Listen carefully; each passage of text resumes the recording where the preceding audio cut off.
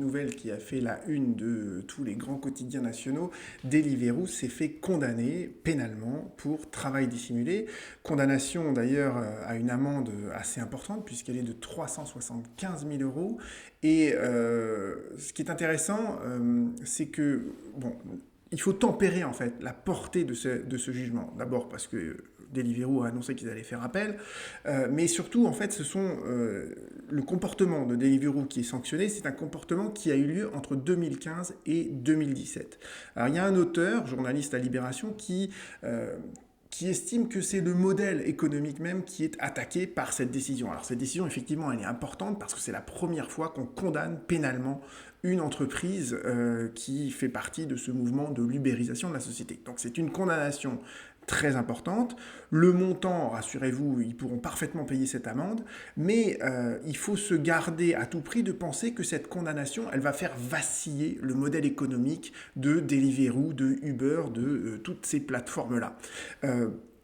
Parce que, et c'est ce que rajoute le journaliste juste après, c'est que ces entreprises, en fait, elles ont une capacité d'adaptation qui est phénoménale. Et tant mieux, je veux dire, la capacité d'adaptation, c'est la définition même de l'intelligence. Vous voyez ce que je veux dire? Il y a que les idiots qui ne changent pas d'avis.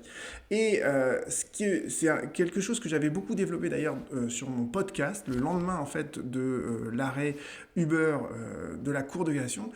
J'avais dit ça, je l'avais pas dit sur ma chaîne YouTube, je l'avais juste dit dans mon podcast que effectivement Uber ils font constamment évoluer en fait les conditions d'utilisation de leur plateforme, ce qui fait que la condamnation qui a lieu à un moment donné au regard de ce qui s'est passé à un moment donné, eh bien elle n'est pas transposable au moment suivant.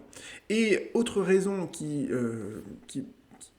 permet de tempérer en fait la portée de cette condamnation au pénal, c'est que finalement il y a très peu de chauffeurs qui se sont constitués partie civile. Parce que à 80-90%, les chauffeurs sont satisfaits, entre guillemets, de leur statut de travailleur indépendant, et même certains d'entre eux, une grande majorité, ne souhaitent pas avoir un statut de salarié. Donc vous voyez que le modèle économique de ces plateformes-là, il n'est pas remis en cause par ce genre de condamnation, même si ces condamnations, elles sont importantes pour rappeler que on n'échappe pas à l'existence d'un contrat de travail, même quand on s'appelle Uber, même quand on s'appelle Deliveroo, on n'échappe pas à l'existence du contrat de travail. Et si on est en présence donc d'une situation de travail dissimulée, elle sera sanctionnée, elle peut être sanctionnée pénalement, comme c'est le cas aujourd'hui, elle pourra être sanctionnée par aussi un redressement de cotisation sociale, et ça peut faire très très mal lorsque l'URSSAF fait un redressement pour travail dissimulé, et éventuellement aussi, donc les chauffeurs peuvent demander la requalification en contrat de travail. Sauf que cette requalification en contrat de travail, elle est très peu sollicitée par les chauffeurs, ce qui fait que le modèle économique de ces grandes plateformes n'est pas remis en cause. Et autre chose qui me paraît très important, c'est un arrêt de la Cour de cassation qui a été rendu pas plus tard que la semaine dernière. Vous voyez, un arrêt du 13 avril 2022. Et dans cet arrêt du 13 avril 2022, la Cour de cassation, chambre sociale de la Cour de cassation, nous a dit qui dit plateforme ne dit pas nécessairement contrat de travail. Et là, on était en présence d'une plateforme de taxi qui s'appelait Le Cab, qui avait été exploitée par une société qui, depuis, a fait faillite. Et la cour d'appel, donc, elle a cru pouvoir transposer exactement la solution de l'arrêt Uber vis-à-vis de cette société. Et ce que nous dit la cour d'appel, c'est rappelé ici dans l'arrêt de la cour de cassation, c'est que le chauffeur, en fait, il n'avait pas le libre choix de son véhicule. Et le GPS qui lui était fourni, qui équipait le véhicule, permettait à l'entreprise de localiser en temps réel tous les chauffeurs de la flotte de taxis pour dispatcher les taxis vis-à-vis des différents clients. Donc en fait, le taxi, en fait, on lui disait d'aller récupérer quelqu'un et de le conduire à telle et telle personne, à tel et tel endroit, pardon, et on lui disait clairement le trajet à effectuer. Donc il y avait bien, nous dit la cour d'appel, un contrôle permanent sur l'activité du chauffeur et la société, elle fixait aussi le montant de la course de taxi. Donc vous voyez que à travers ces constatations-là, on a l'impression qu'on est effectivement tout proche, dans des circonstances qui sont quasiment identiques à celles de l'arrêt Uber de la Cour de cassation, qui est l'arrêt donc ici du 4 mars 2020, Sauf que pour la Cour de cassation, pour la société Le Cab, eh bien, ce raisonnement de la Cour d'appel, il était insuffisant. Vous voyez, ces motifs-là sont insuffisants. Ils sont insuffisants à deux égards. Les constatations de la Cour d'appel ne permettent pas de caractériser ce qu'on appelle un service organisé. Le service organisé, c'est quand en fait, l'entreprise elle va déterminer unilatéralement toutes les conditions d'exercice de l'activité. Donc là, en fait, la constatation de la Cour d'appel ne fait pas apparaître ce service organisé, et ce service organisé, c'est un indice du contrat de travail.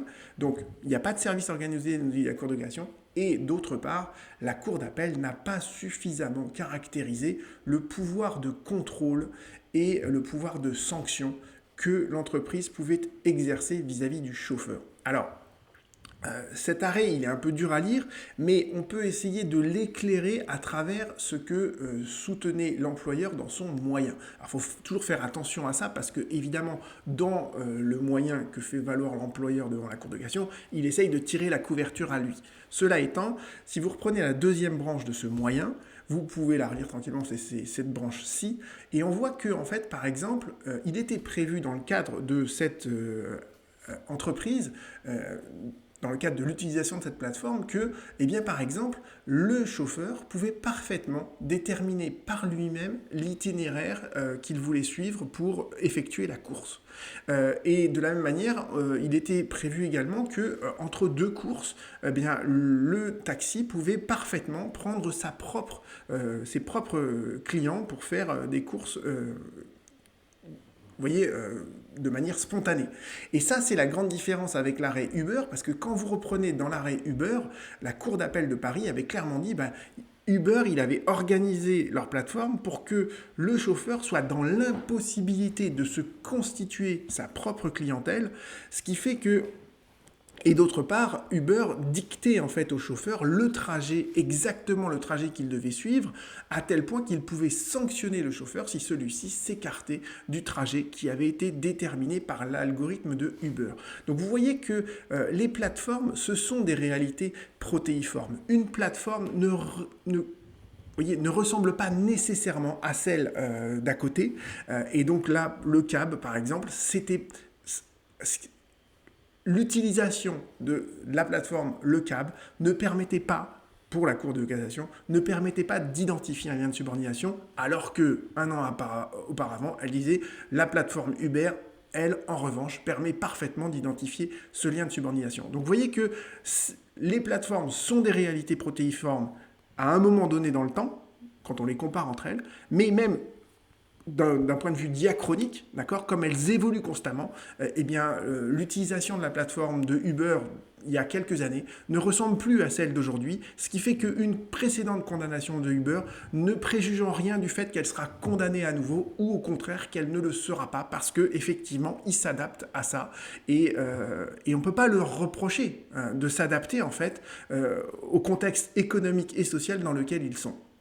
Donc voilà pourquoi je voulais faire cette vidéo, c'était pour vous dire, c'est une décision très importante, la condamnation pénale qui a eu lieu aujourd'hui sur Deliveroo, mais cette condamnation, n'allez pas croire qu'elle va faire vaciller en fait ce modèle économique, parce que ce modèle économique, il est là pour rester, et encore une fois, tous les chauffeurs, tous les livreurs ne sont pas nécessairement victimes de ces plateformes, parce qu'il y en a beaucoup qui sont satisfaits, entre guillemets, du statut qui est le leur, et il y en a finalement très peu qui demandent la requalification en contrat de travail. Et ce serait sans doute peut-être une erreur Enfin, c'est une erreur, je ne sais pas, mais en tout cas, il faut réfléchir avant de vouloir condamner ce modèle économique et dire que nécessairement, toutes les personnes qui travaillent pour une plateforme sont salariées. Parce que ce n'est pas dans l'intérêt de tout le monde, d'accord ? Et c'est ça qui est un peu difficile parfois, c'est qu'on croit penser bien faire, et finalement, la solution est parfois pire que le mal actuel. Donc, il faut être mesuré là-dessus. Il ne faut pas croire que les plateformes, c'est nécessairement le mal. D'accord ? C'est pas vrai et ça l'est pas pour tout le monde. Donc, il faut mesurer tout ça, même si vous savez que, par ailleurs, dans le reste de ma chaîne, je suis pour sauvegarder, et en tout cas essayer d'être en faveur des victimes, des salariés, des parties faibles, etc. Mais là, sur les plateformes, mon propos se veut nuancé, parce que je pense que tout le monde n'est pas victime de ces plateformes. À bientôt.